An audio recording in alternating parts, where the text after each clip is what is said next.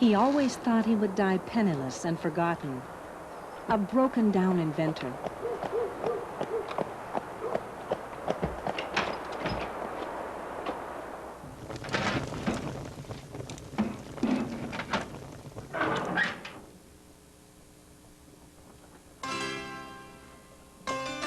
Charles Martin Hall had his sights on the shining dream of aluminum, and at the age of 22, he was about to free the metal of clay from its earthly bonds.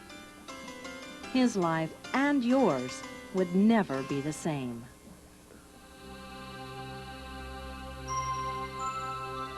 Our universe was built using only about 100 basic building blocks or elements. When the world was first formed, aluminum combined with other elements.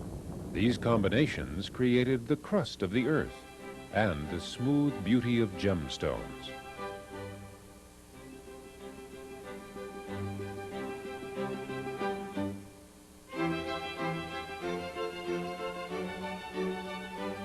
But the metal of aluminum is like a jewel in the rough ore called bauxite.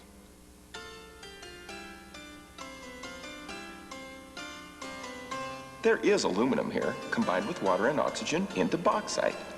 The puzzle is how to free the aluminum from its chemical and physical bonds to those other elements and do it cheaply. Aluminum in its metallic form cannot be found anywhere in nature, but the aluminum is there. Civilized people, as far back as 5300 BC, crafted pottery, being mostly made of hydrated aluminum silicate. In 2000 BC, Egyptians used a crude chemical process to make medicines and dyes from earth rich with aluminum. But it wasn't until the 1800s that chemists began trying to isolate the metal. And they succeeded, sort of. By 1855, commercial plants in France were manufacturing aluminum with a laborious chemical process. This kept aluminum a luxury in Europe.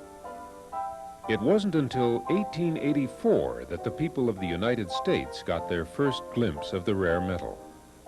You still have to look pretty hard to see the 100-ounce cast aluminum cap placed atop the Washington Monument well over 100 years ago.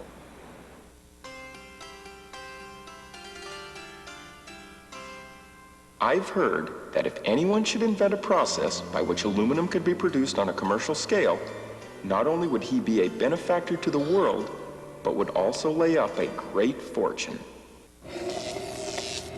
Charles Martin Hall thought he was alone in his quest to use the power of electricity to free the pure metal of aluminum. But the imagination of a young Frenchman, Paul Héroult, was also sparked by the 1867 invention of the dynamo generator and its cheap, portable power. Born in the same year as America's Charles Martin Hall, Paul Héroult unknowingly followed the same path of discovery. Sacre bleu! Holy cow! And in 1886, both men filed for patents on the same discovery. By passing an electrical current through a fused bath of cryolite and alumina, they had each found an economical way to produce pure aluminum. To isolate their precious metal, they had both built little time machines. After their mutual discovery, the two pioneers used different means to achieve different ends. Paul Héroult was influenced by backers who didn't believe there would ever be much of a market for pure aluminum. He focused on manufacturing aluminum alloys, and then went on to make important discoveries in many other fields. In France, developers weren't as interested in how efficiently they used the current, but in how many kilowatts of energy were used. The process required huge, expensive cells to match U.S. productivity. Charles Martin Hall's entire life continued to revolve around aluminum. His goal was to produce the pure metal, improve his basic patent, and develop useful alloys. In the United States, electricity was cheaper and more plentiful. That made it profitable to use large amounts of electricity. Getting the most value out of the electrical energy used became the American way to produce aluminum. The entire world market for aluminum was rocked by these two young men and their discovery. Production rose by hundreds of tons a year, and prices dropped. But what good is it to make a product if no one wants to buy it? Even at less than 50 cents a pound, it still took a lot of selling to get anybody to use aluminum for anything. The steel industry was a big customer from the very first. It had found that aluminum reacts with the oxygen in hot steel, which causes blowholes in steel ingots. People knew that aluminum was tough, lightweight, and resistant to air, moisture, and light. But they still needed convincing about the value of the metal. Aluminum companies began researching and making household utensils, military supplies, scientific instruments, wire, and foil. Anything they or their customers could think of was manufactured, as the industry tried to establish a place for their new metal. These new jets are pretty amazing. When you're sitting here, it's easy to forget how much ingenuity it takes to get 200 tons of airplane off the ground, and how much aluminum.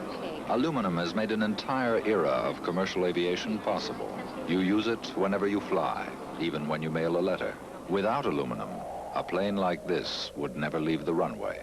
Today, it's almost as difficult to imagine a product that can't be built using aluminum. But in 1886, it was only a dream, a shining hope. The real impact of their discovery has grown far beyond what the young pioneers could possibly have dreamed back in 1886. Today, the process is both simpler and far more complex, but the basic elements remain the same. Bauxite ore is ground to a fine powder and mixed with a solution of heated sodium hydroxide. This dissolves the alumina in the ore, forming sodium aluminate. Hydrated alumina crystals are added to this solution. These seeds attract other crystals to form groups which settle at the bottom of the solution. The alumina hydrate crystals are washed and roasted or calcined at temperatures of more than 2,000 degrees Fahrenheit. That leaves the fine white powder of aluminum oxide, a tight combination of aluminum and oxygen called alumina. The alumina is dissolved in a molten bath of salt called cryolite and aluminum fluoride at roughly 1,750 degrees Fahrenheit.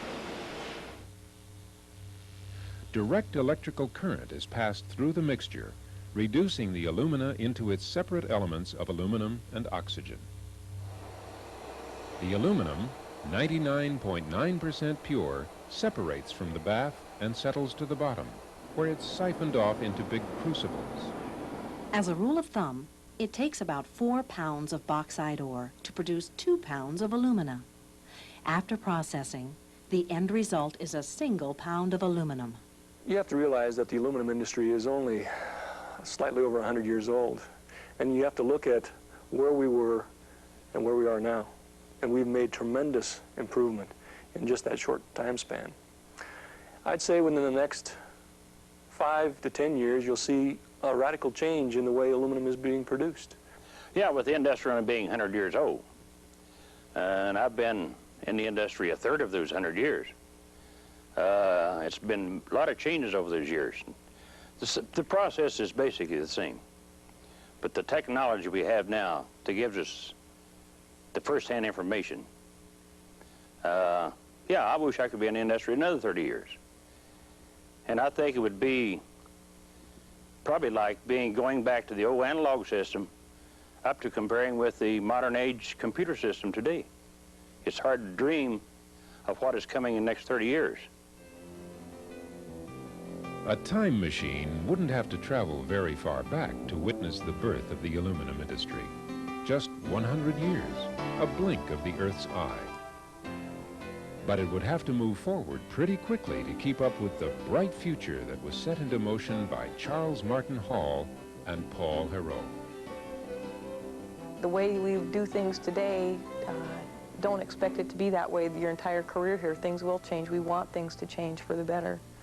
And if we, maybe a year from now, we will be doing things completely different. People that came to work for Kaiser or for our industry 2 years ago are doing things differently today than even just 2 years ago in the way we operate the pots, the chemistry, the control, the practices that we use. And that's industry-wide. That's not just pot room process, that's the carbon plant process, that's the way we handle the metal once it's made, and all the different areas of the aluminum industry. We're changing daily. We will always be changing. Don't expect it to be status quo. The key to the aluminum industry is continuous improvement. That's the key to the aluminum industry, is continuous improvement. Not being complacent and not sitting back and saying, we've done it and that's all there is. Because there are competitors out there in the wings that are being developed.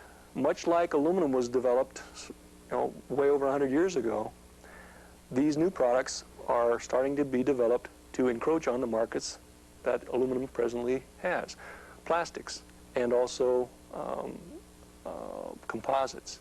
Those are two potential materials that could take some of the market away from aluminum. So aluminum has to be sensitive to that. The aluminum industry has to be sensitive to that. And look at the future and say, what can we do with our present process to protect it and to make it better so we maintain a good production efficiency? And then at the same time, what can we do other than the present process to improve the efficiency? There is much yet to learn and do. Researchers continue to find new products, new production techniques, fine-tuning man's ability to mold the metal of clay into the form that best suits his needs.